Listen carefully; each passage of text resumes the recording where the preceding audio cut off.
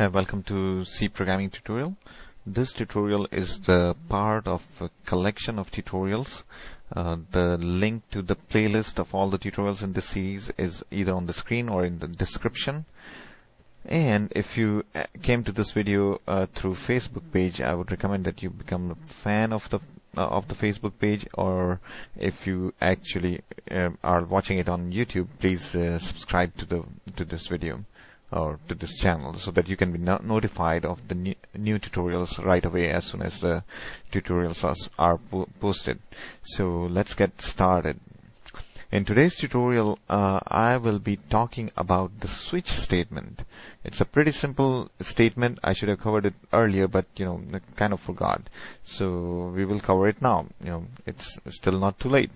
So it's pretty simple. It's just like if statement. It's like having multiple if statements all together. That's what it is. So like for anything else, we always start with basically the syntax. So what does the syntax of switch look like? It basically has the keyword switch, and followed by a variable here. So that variable could be either int type or character type. So any int or character variable, and then the braces, and then you write the cases. Okay, what we do is we write case. So case, and then some constant, colon, followed by the statements. Okay, again, this could be just one statement or multiple statements, and at the end you have a break, this keyword break, and followed by the next case, and then colon. Remember, this is colon, this is not semicolon. And then other set of statements, and then break, and you continue with this thing for as long as you want, like different case statements. And finally you have what we call default, and then there are statements for the default, and you can put break if you want to, and then braces close.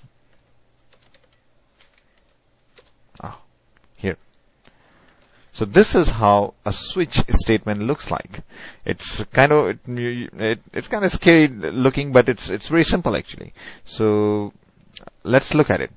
So all you have to do is basically write the switch and then some variable here, an integer variable or character variable, followed by multiple case statements, followed by a default. Now default is optional. You may or may not have it, but you can have it.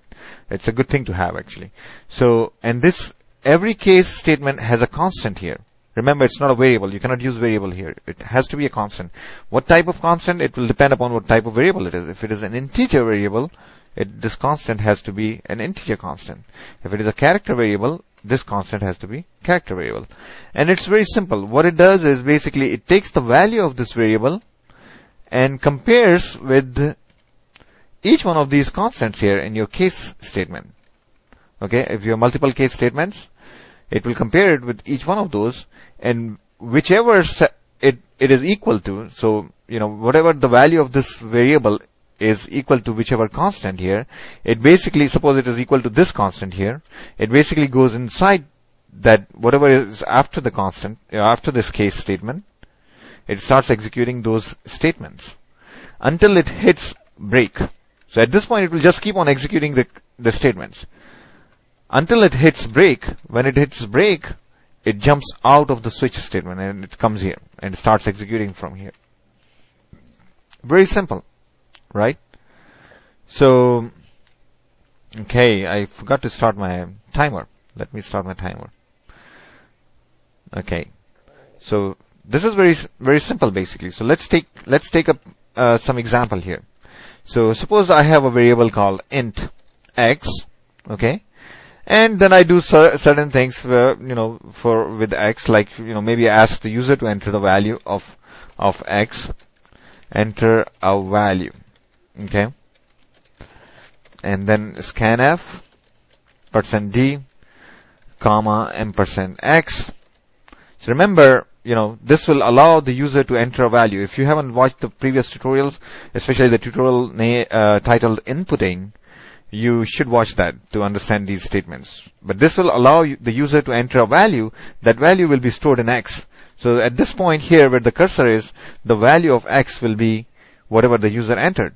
And then we can write switch X. So we are switching on X.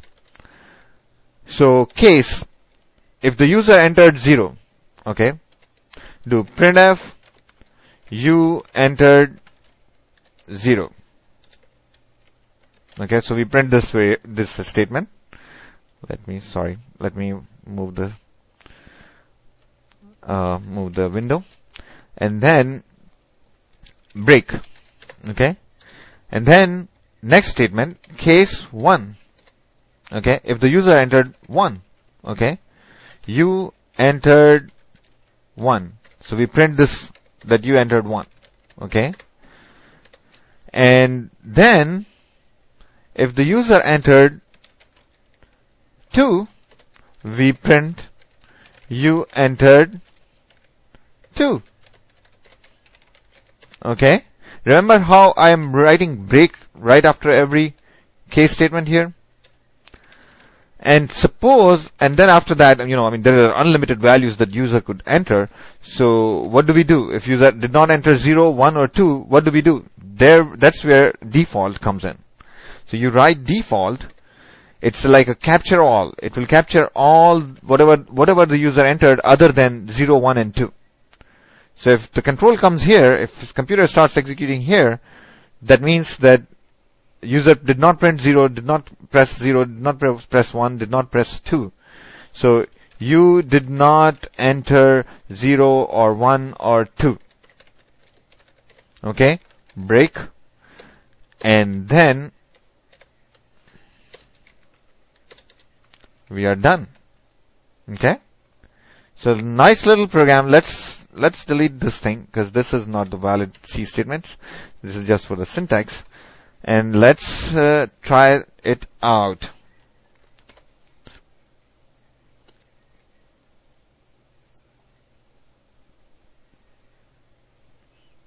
There you go. And so it has, oops. So enter value it has. So I enter 1. It says you entered 1. Right? See? Because I entered, sorry about that.